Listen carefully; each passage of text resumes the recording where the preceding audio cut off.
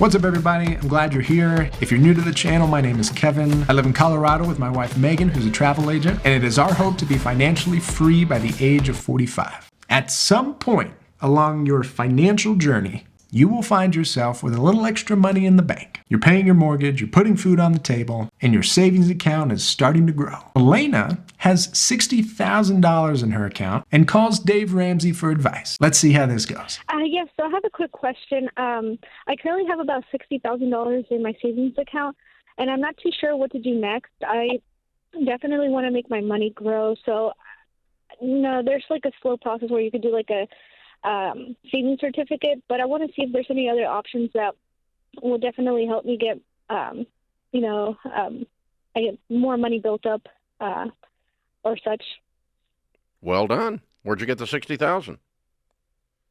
So I've been saving since before college, but it has increasingly went up with my full-time job that I recently got, and other side hustles that I've been doing that just has helped me accumulate that amount. Elena, that's amazing. Way to go. Do you have any debt? No, not at the moment. I just did it Very up well front. done. So what do you do for a living? So right now I'm a data scientist at a car dealership. Yeah, what do you make? About $84,000. Good for you. All right, I skipped around a little bit because they were kind of chit-chatting. But to sum up, she doesn't have any debt. She's making $84,000 a year, and she's got $60,000 in the bank. Now, I don't know if you caught this at the beginning, but she mentioned that she doesn't want to put it into a savings bond or anything along those lines. She wants something a little bit more aggressive. And I think that's a great call because she's young, and there are much better ways to grow your wealth. So let's see what Dave says. Okay, so here's the thing that we teach. The shortest distance between where you are and being wealthy is a series of steps. Baby step 1 is save $1,000. You've done that. 2 is to be debt-free other than your home. You've done that. 3 is to have an emergency fund of 3 to 6 months of expenses. So we would earmark some of your $60,000 for your emergency fund. We could call that $15,000 pretty comfortably as an example, okay, which would still leave you $65,000. What are we going to do with that? We're going to move on to baby step 4. Or start, you earmark this for saving towards a home, either one. You thinking about buying a home anytime soon? I wouldn't say a home just yet. I do have a partner, and we're thinking of buying a property so that we can rent it out with other homes, like mobile homes and such. Yeah, I would not do that. Use that as I would not do that. Don't buy real estate with partners. If you want to buy some real estate, you buy the real estate, but you don't need a partner to do that. Okay. You're going to involve yourself in a mess that you're going to end up untangling later. The only ship that won't sail is a partnership. So I assume that you mean that kind of business partner. Is that what you meant? No, an actual relationship partner. Okay. Well, if you're not married to someone, don't buy a house with them.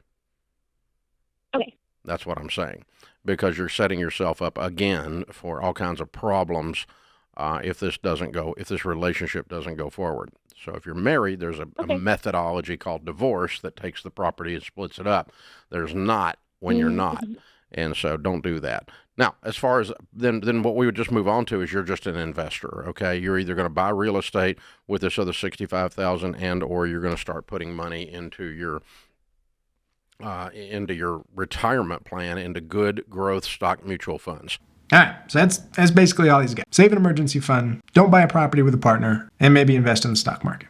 Well, I feel like that answer is lacking some substance. So Elena, here's what I would do with $60,000 if I was in your shoes. I agree with Dave that you should have a 3 to 6 month emergency fund. If you lost your job at the dealership, you're going to want something to get you through to the next job. And from what you've described, you seem to live pretty frugally, so $15,000 should be enough. With the remaining $45,000, I would do 3 things in this order. The first is to find a duplex in your area, live in half of it, and rent out the other half. Here's one in Round Rock for $395,000. I would try to find one that's cheaper, but let's use this one as an example. I would offer $10,000 to $15,000 under the list price.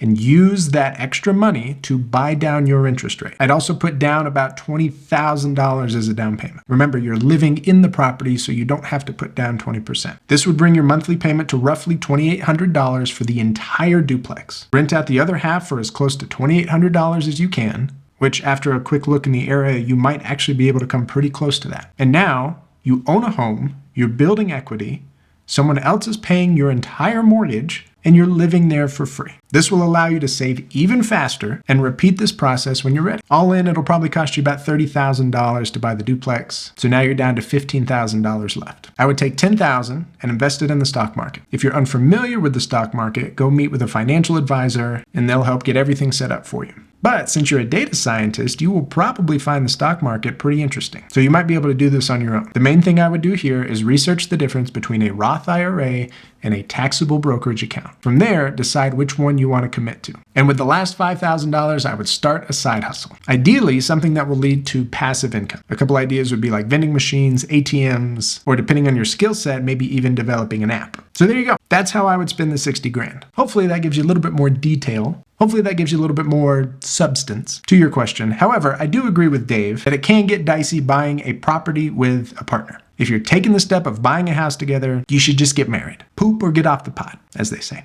And on that note, I hope you guys enjoyed the video. Consider subscribing if you haven't, and I will see you next time.